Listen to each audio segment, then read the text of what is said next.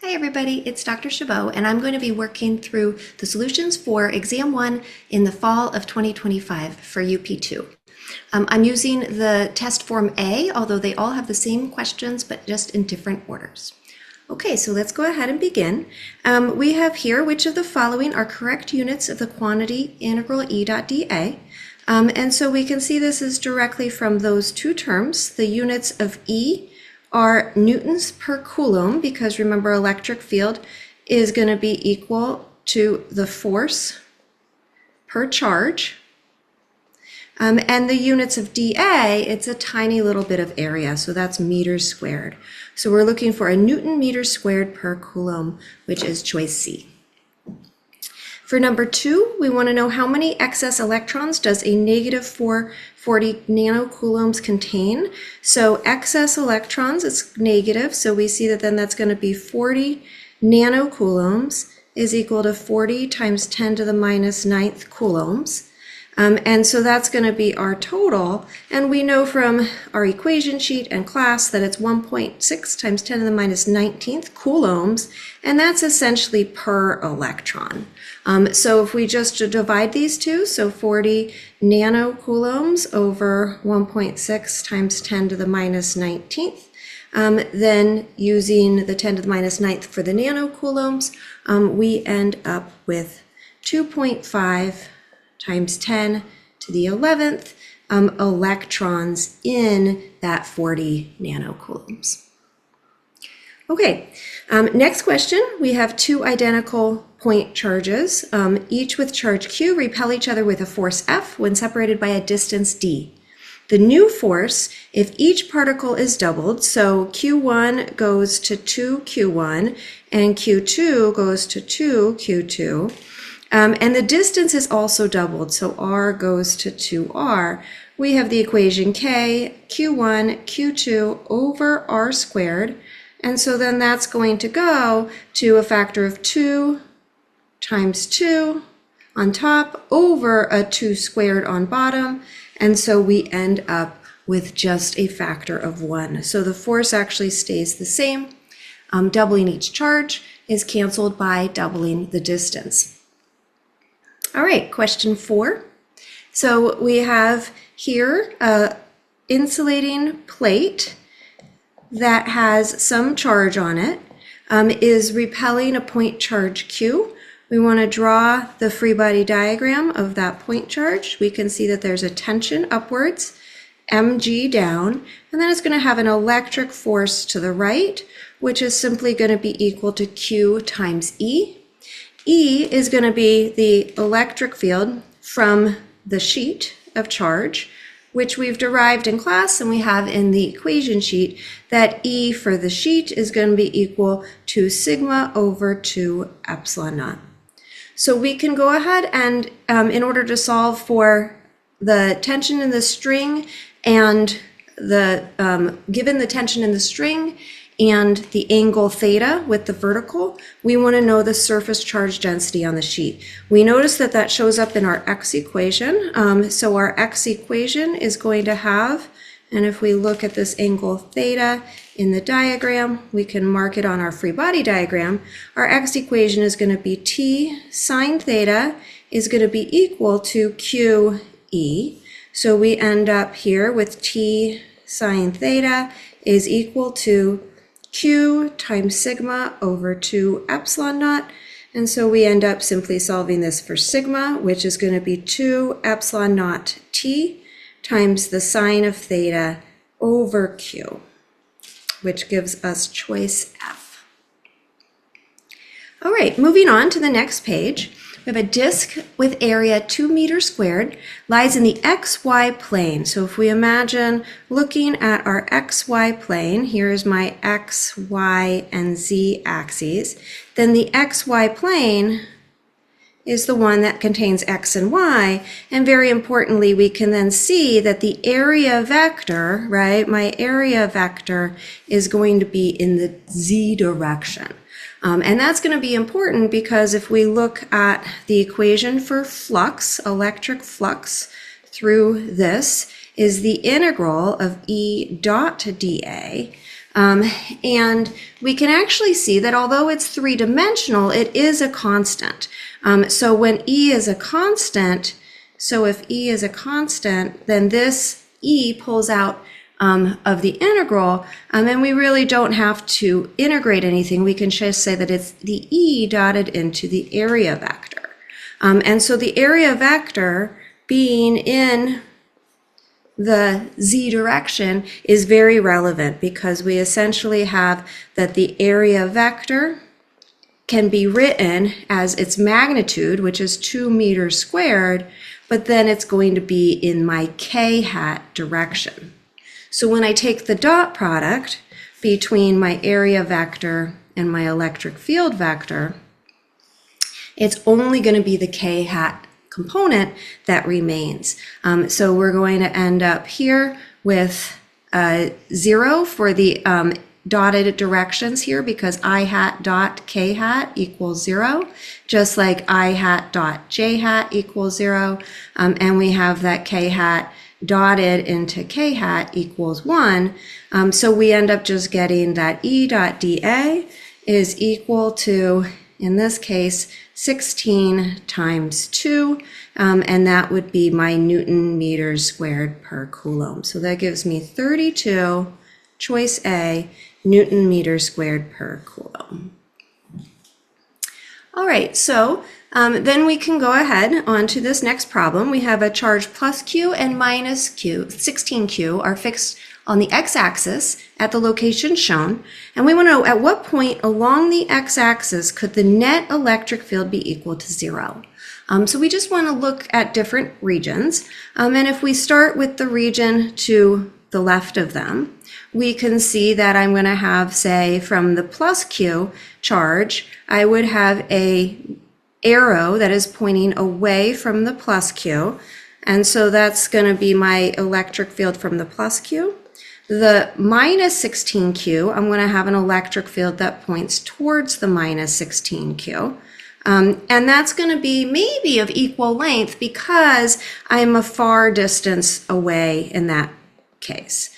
So definitely here, but we have to check the other areas as well to see if perhaps choice D is correct. So in between, we can see that from the plus Q charge, and again, I'm using red for that, then my electric field in between will point away from the plus Q charge. And for the minus Q charge, it will point towards. And so we can see that they're always going to add in that region. So it will not work out over there. Then we have our last region, where if I look over here, I'm now going to be far away from the plus Q charge. So I do get an arrow pointing pointing away, but it's going to be a smaller arrow because I'm very far away from that plus Q charge. Now, though, I'm actually very close to that minus 16Q charge, and so then I get a very large arrow from that one. So these are never going to cancel each other out because I'm too close to the big charge. So we have now decided that is only for x less than 0 that we get this correct answer of A. Okay, for number 7, we're looking at dipoles in an electric field. So the electric field here is pointing towards the right. And we're asked to rank the magnitudes of the torque. So we know that torque is equal to P cross E. The cross product takes perpendicular components, right? And so it's going to be maximum torque when P is perpendicular to E. And it can be perpendicular in either direction, but for the maximum magnitude of torque, that's what we're looking for. So that's going to be our maximum value. And then it's going to be 0 torque when the P is going to be either, in this case, say parallel to E or anti-parallel. So when the angle between them is 0 or 180. So we can see that in these cases, because we have that P points from minus to positive, we have these two cases that are going to be torque equaling 0. we're going to have our maximum torque here. So this is the torque equaling the maximum. And then these two are 45 degrees as stated in the problem. So then these would be in between, but equal to each other. So they're equal to each other, but in between. So we're looking for the choice that mimics that. And we have here that 2 is the greatest. 3 equals 5. Those are the in between. And then 1 equals 4. And those last ones here actually equal 0. All right, so for question 8, we are now doing an infinite line of charge carries a uniform linear charge density lambda. Rank the magnitude of the electric field at points A, B, C, and D. And so in our study of these lines, we found that the electric field simply depends on this distance r. So it's not relative to some origin, it's really just the closest approach. So we do expect A to equal C to equal D. And those are closer, so they should definitely be larger than B. And in general, the electric field from a line, when you're outside of it, drops off as 1 over R. All right, moving on. Number 9, we have an insulating solid shell, inner radius A, outer radius B, and it has a non-uniform volume charge density given here. We want to describe the total charge in the shell. So these are spherical shells. It's kind of shown as a hollow here. And so what we want to do is we want to be able to integrate to find our total charge by adding up all of our tiny little dq's within this entire shell. So all our little bits of charge get added up, and we're going to add them up from A to B. And so we have to decide what dq is. We're working with 3 dimensions here. So we have dq is equal to rho dv. And then we have spherical symmetry here. So what we're going to do for our dv is we're going to take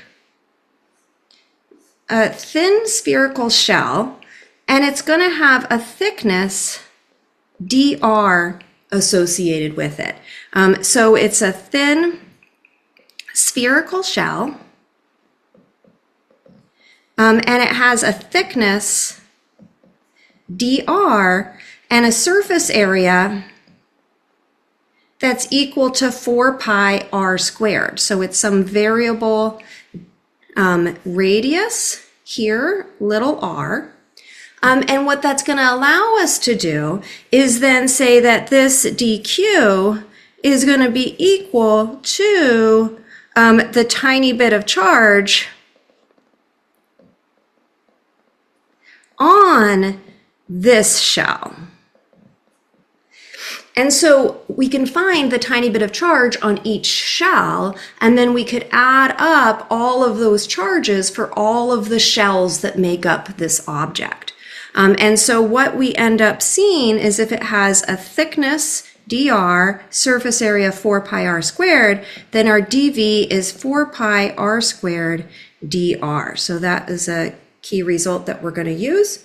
Putting all of this together for our Q total, we see that we can then integrate, and we're going to integrate from R equals A to R equals B of our rho, and then times our dV, 4 pi r squared dr. Plugging in for the rho that was provided in this problem, we then see that we end up with B as the correct option. All right, for number 10, we have here a kinematics problem. So we have a particle with a charge Q traveling to the right at a speed of V, enters a region with uniform electric field, and the electric field here is directed upwards, and it follows the parabolic path shown. Based on this path, we can see that the force, the electric force, is going to be opposite the electric field. So that means that the charge is negative. So we already know that the charge is going to be negative. So we know it's either going to be B or D. And then we want to say the vertical component of the final velocity. So we can go ahead and write out our sum of forces equation, which is MA, and the only force acting is this QE. So we can get the magnitude of the acceleration is going to be equal to QE over M.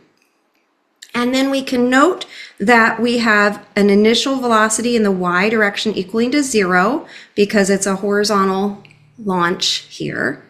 And so we can try to decide how we're going to get the V final. So V final y will be equal to V initial y plus the acceleration in the y direction times time. I'm just finding the magnitude here. And so then that's going, because we know it's going to be downwards from the picture. And so then that's going to allow me now to say, okay, I need to get time from the x direction. And in the x direction, I have a constant velocity, right? Because my acceleration in x is 0. So we can see that in x, it travels a distance L. And so I can say that my velocity in x, or my distance moved in x, delta x equals vxt, and that vx is simply going to be v, right? Because that's the initial speed headed in. And so we can see that here that t is going to be equal to L over v. So using that time in my acceleration, so I have my acceleration and then I have a time, then we can see that it's going to be choice D for this answer, where we have this as Vy final equals my initial y minus my acceleration times time terms. All right, question 11. We have a very long, infinite, solid insulating cylinder, radius r. It has a uniform volume charge density rho throughout. There's a cylindrical Gaussian surface of radius r and length L. And that's what's shown in this region here. That has our little radius r, some length L. And the whole object is the larger radius r. Capital R. And we have to decide which of the following statements are true. And so we have to talk about what E dot dA is. So let's note that E here dot dA, this is going to be the flux through the Gaussian surface.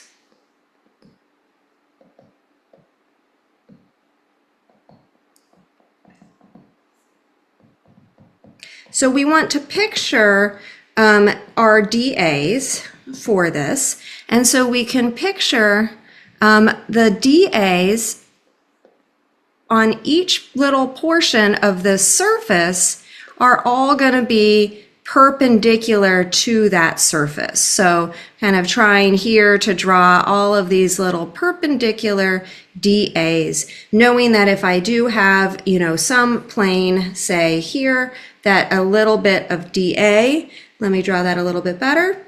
If I do have a plane like so, that its dA vector, right, is perpendicular to that plane. So we're imagining all these little perpendicular dAs, and then we're also going to visualize our electric field, because this is cylindrically symmetric. Our electric field is coming out perpendicular as well.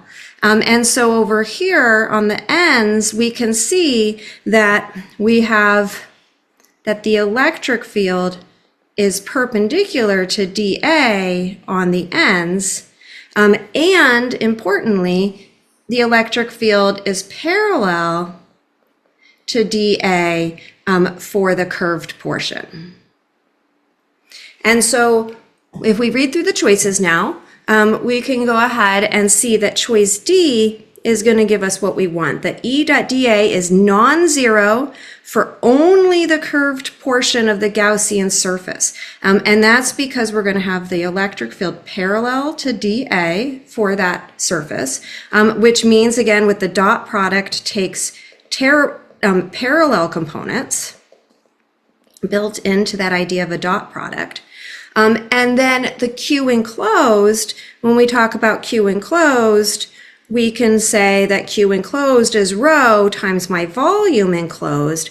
And so the volume enclosed is the volume of the Gaussian cylinder here. And so we end up in this case with just pi r squared times L.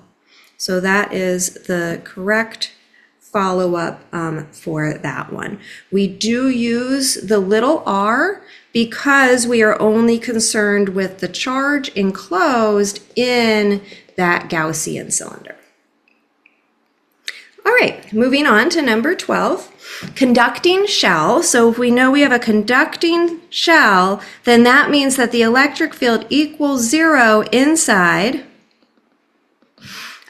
And now we're putting a point charge minus QP at the center of the cavity. And we want the surface charge density here at that surface A.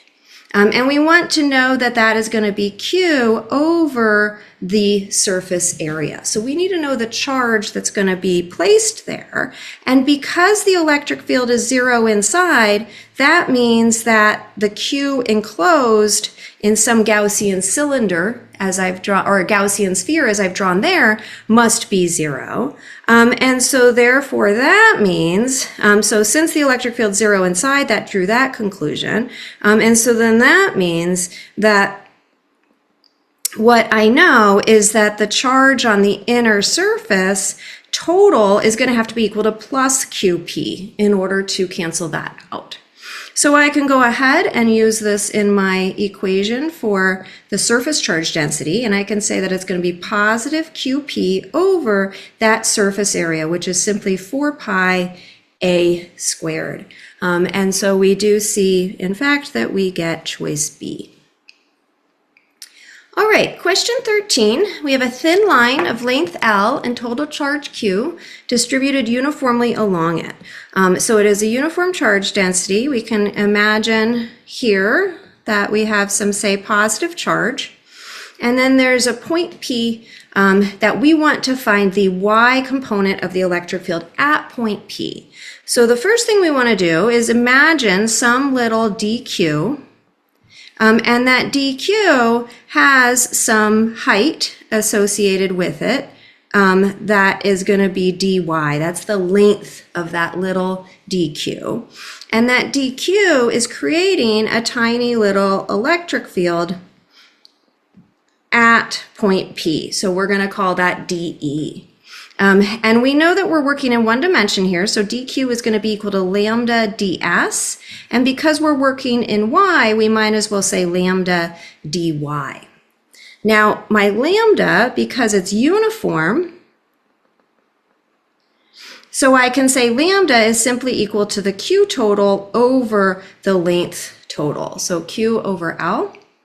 And then I want to define in this equation, or in this picture, I want to then look at the distance between point P and dq, and that's going to be my distance r. We can see that I am some distance a away, and then the other side of this triangle that r makes is going to be y.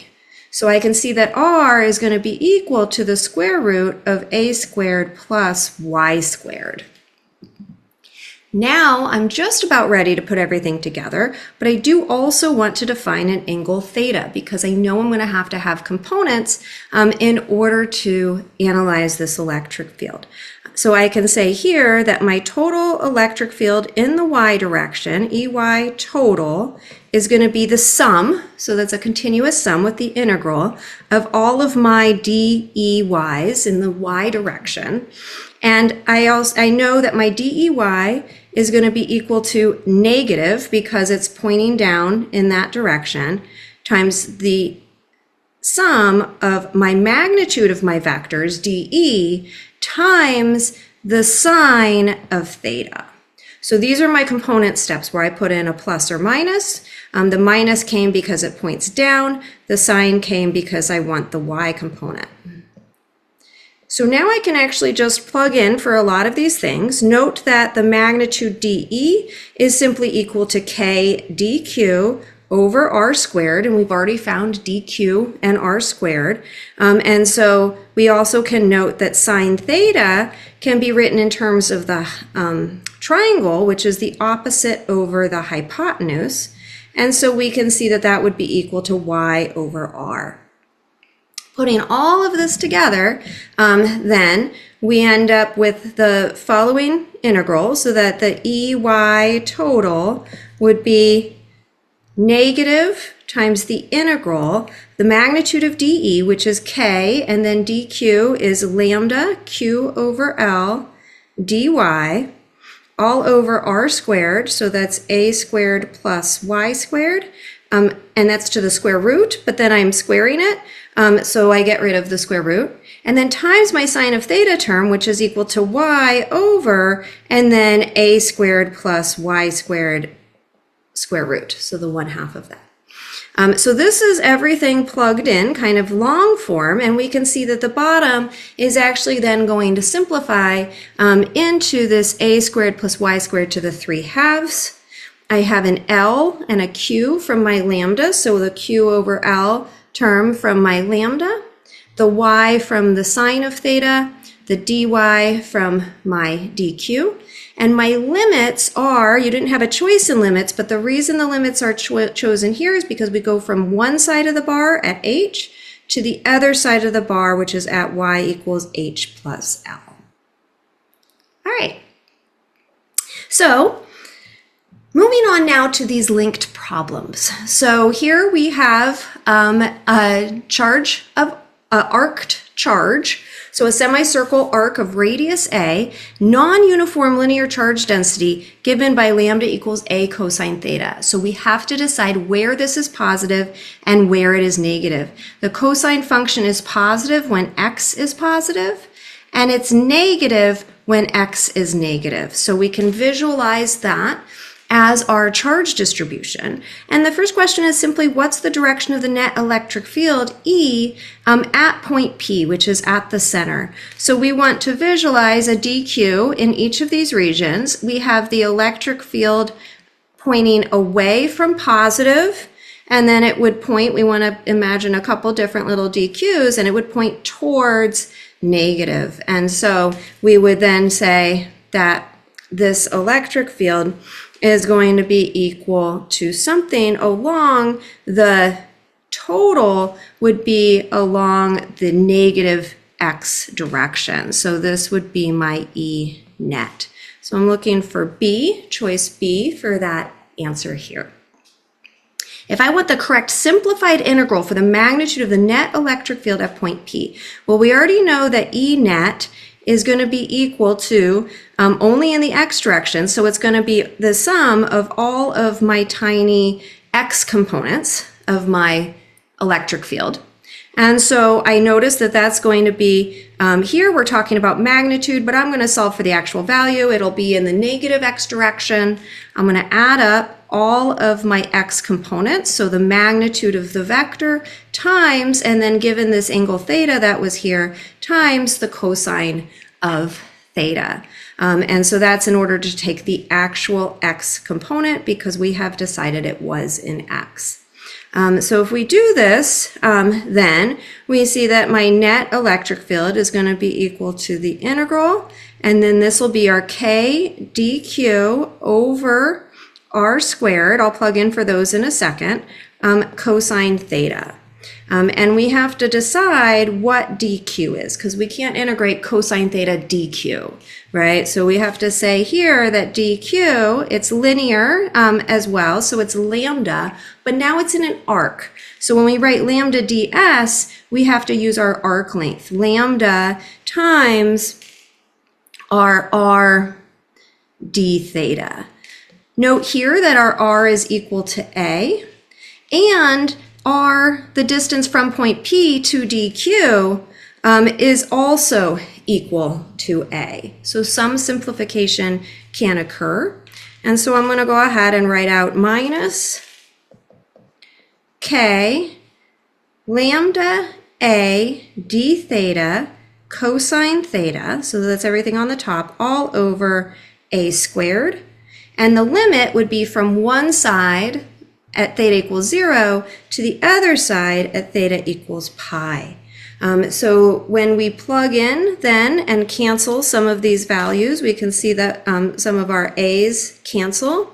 We end up with k lambda is going to be a cosine theta, and then I have d theta times another cosine theta all over a. And when I look through for this result, we see that this matches E, where I have just a single a on the bottom once it's been simplified, and then I have the cosine squared on the top. One cosine from the lambda and one cosine from using the x component.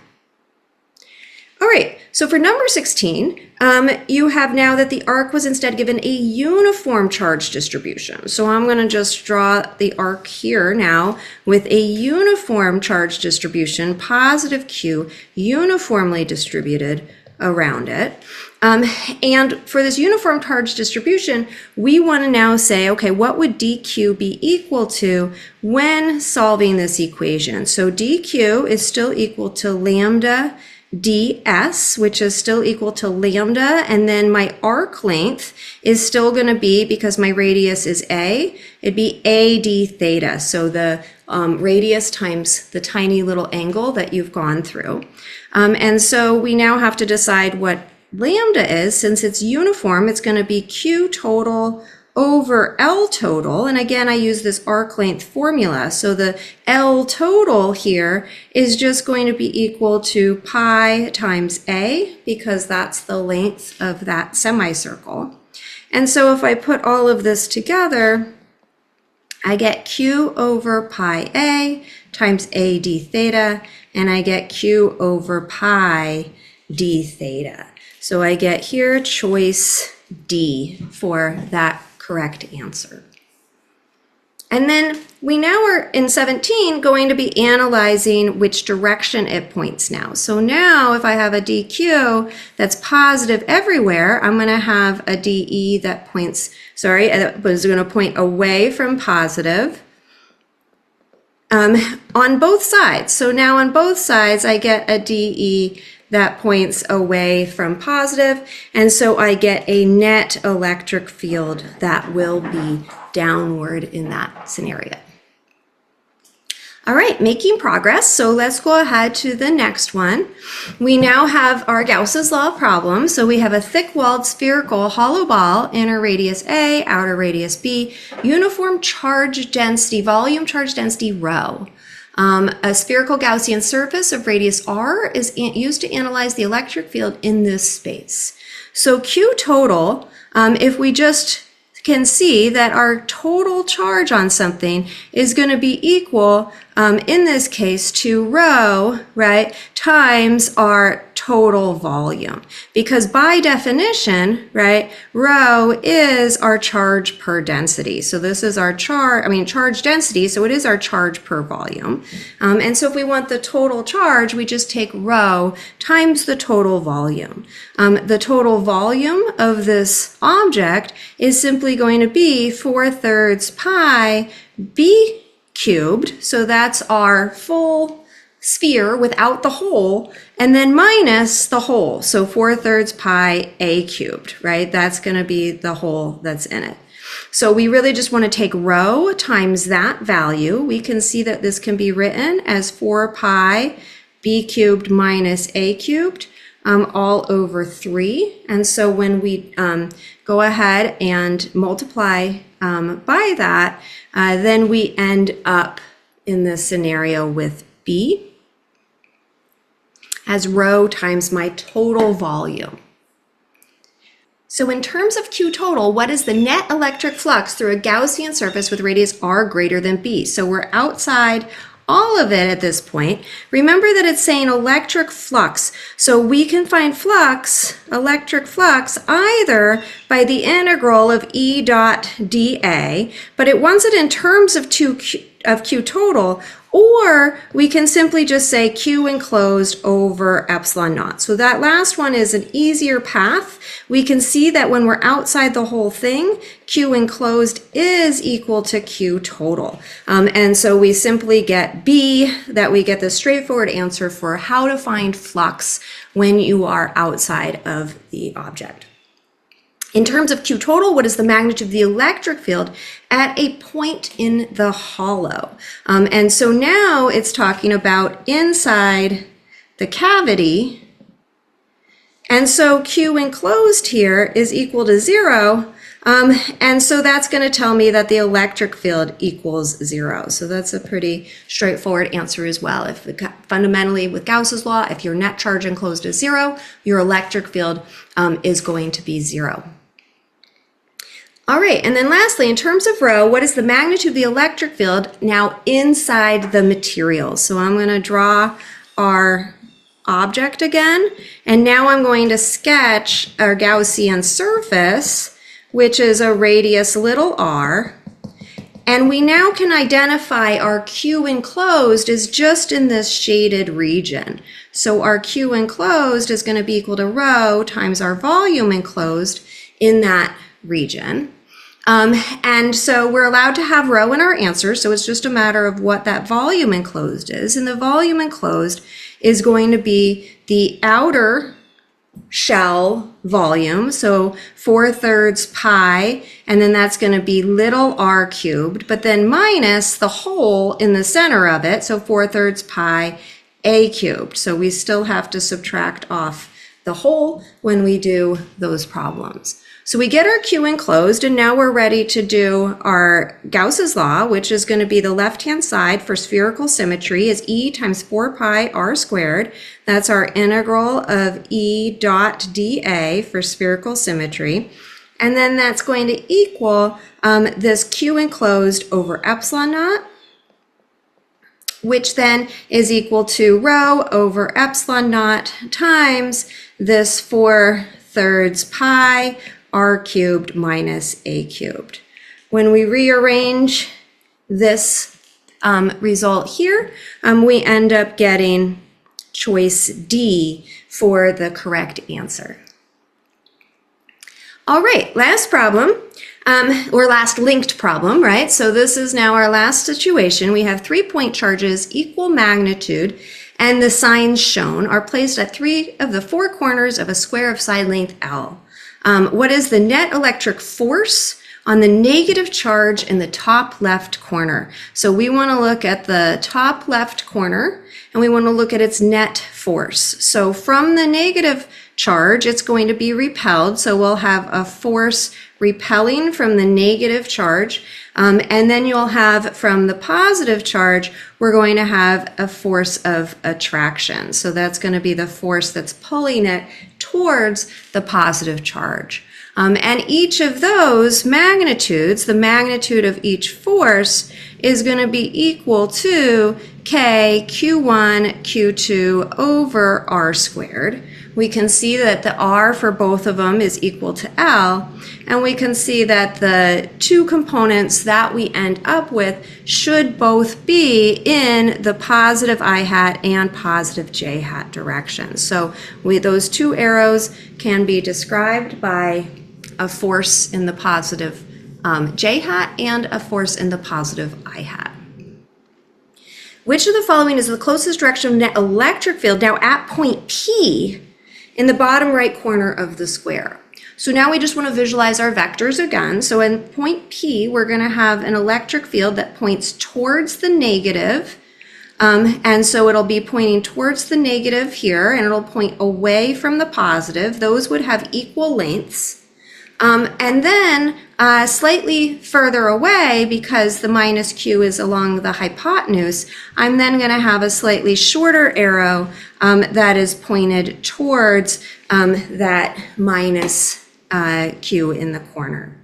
When I imagine adding all of these up, what we can see is that the down arrow is going to win out over the top arrow's y component. And so I would end up with a net negative y and a net positive x, right? So that's what I'm looking for here. There's only one option that has a net negative, it would be, I meant to say a net negative x, because it points to the left in all of them that have an x component. So a net negative x and a net negative y, and there's only one that has that correct relationship here. And now it's asking us to actually then, okay, find the y component of the net electric field. So we have already visualized these here. We have our, I'm going to call this one, that's going to be my electric field to the minus q, or I'll call that electric field 1. And I'll call the one pointing to the left E2, and the one pointing down E3.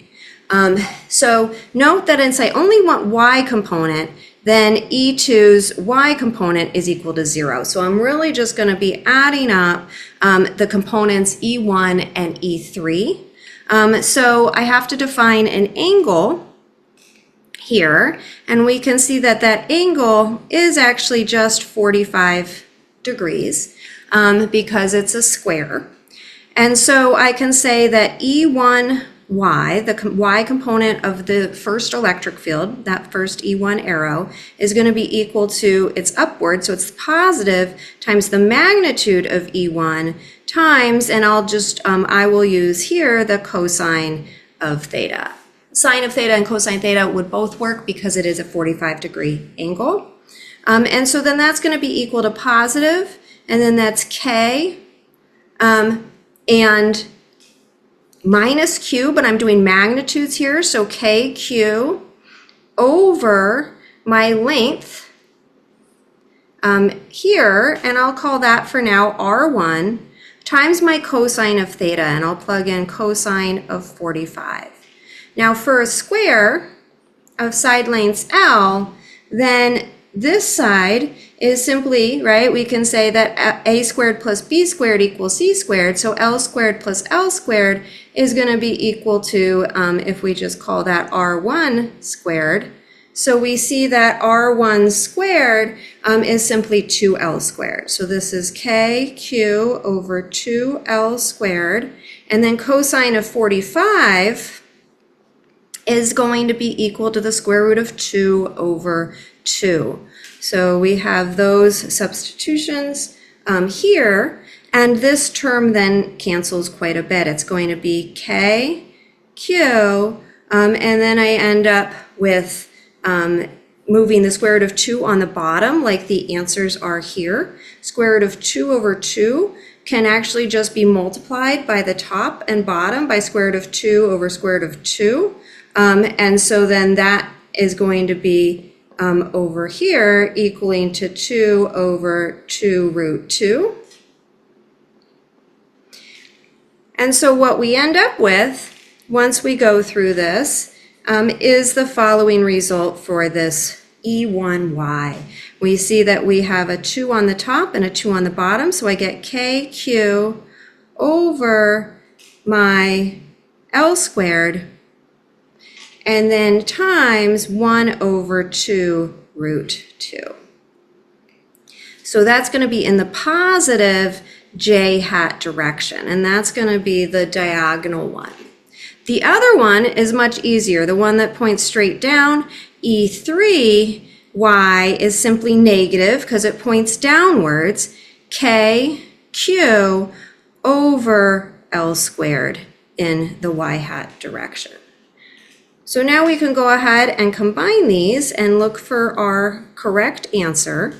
And we see that when we do that, we end up here, because we want the square root of 2 over 2(1) to be positive, we end up with this equation that matches. So we have a negative kq over L squared term and a positive, because a negative, 1 over 2 root 2 j hat.